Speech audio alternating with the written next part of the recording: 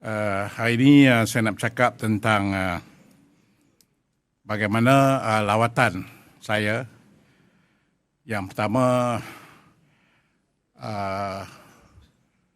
bukan lawatan lah, kehadiran saya di Vientiane untuk menerima tanggungjawab sebagai pengurusi AIPA untuk 2025 tahun depan. Bagaimana penyerahan tanggungjawab itu dengan penuh tradisi lah. Dan sudah tentu ianya dipenuhi dengan resolusi-resolusi yang telah pun kita capai dalam persidangan tersebut. Telah pun dipersembahkan oleh host iaitu Laos, dan semua resolusi itu diterima dengan baik oleh semua negara-negara ahli. Dan sebagai tuan rumah pada tahun 2025, sudah tentu ianya menjadi satu cabaran pada kita untuk melihat yang pertama sekali semua resolusi-resolusi yang telah pun dipersetujui itu kita laksanakan.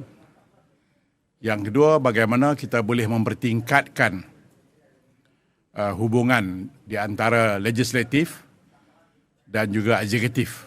Itu ya di antara isu besar yang dibincangkan, iaitu bagaimana pelibatan di antara legislatif ini harus dilihat oleh rakyat berfungsi dengan lebih baik. Dan bagaimana pula peranan yang dimainkan oleh eksekutif itu mendapat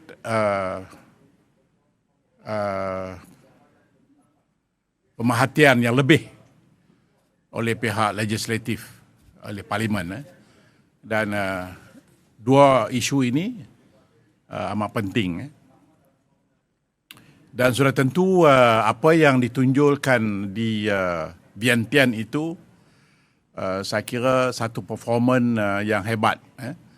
Bukan saja dari segi pentadbirannya, tetapi juga persiapan yang cukup rapi dalam pengendalian AIPA ke-45 kali ini.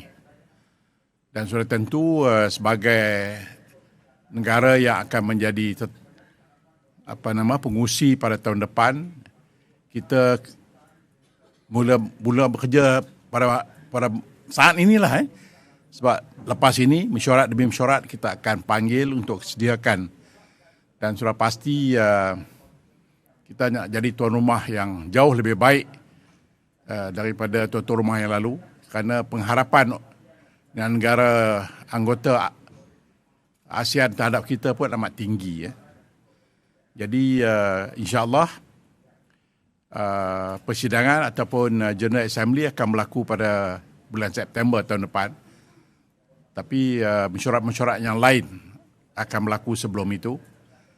Dan saya kira persiapan sedang kita laksanakan. Itu yang pertama.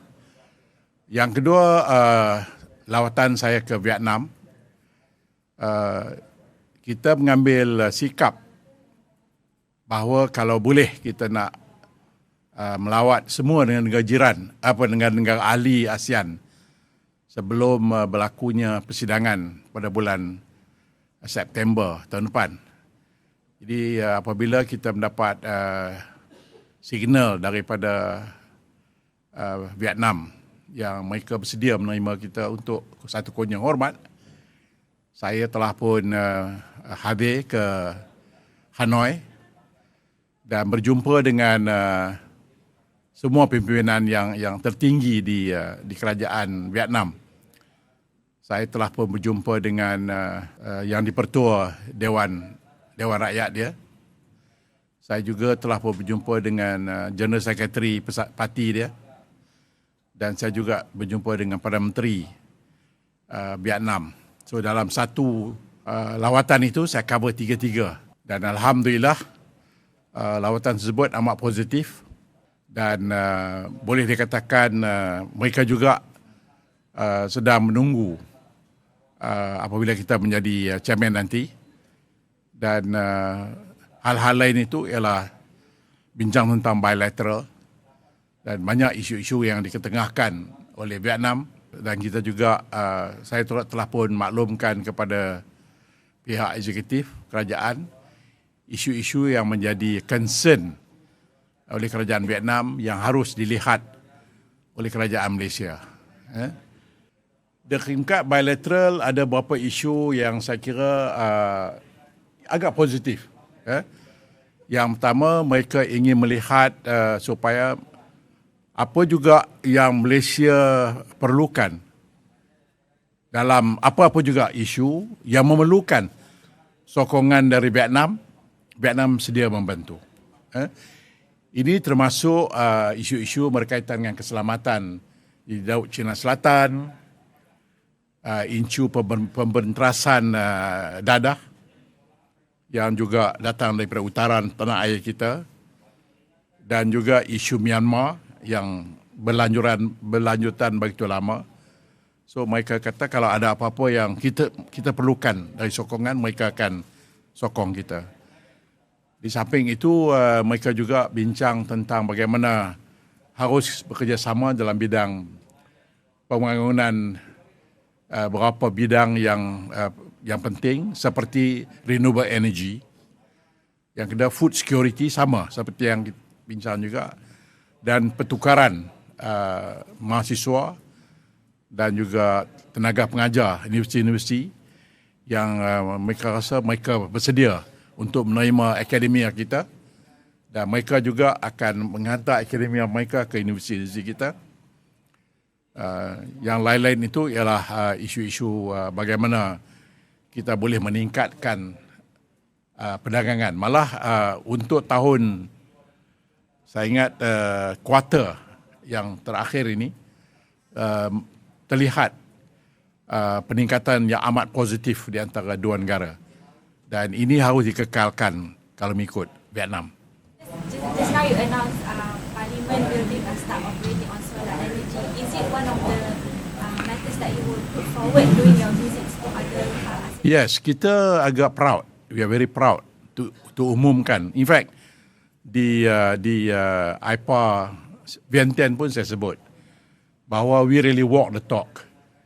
Kita bercakap tentang renewable energy, dan saya katakan mulai 1 Oktober kita telah pun memulakan penggunaan di parlimen ini solar energy, dan kita rasa bangga bahawa kita dapat laksanakannya, dan kita mengajak jiran-jiran yang lain juga mengikut jejak kita, sebab tak guna kita luluskan berbagai-bagai undang-undang di sini tapi kita sendiri pun tak berani atau tak mampu untuk melaksanakan apa yang telah pun kita cadangkan.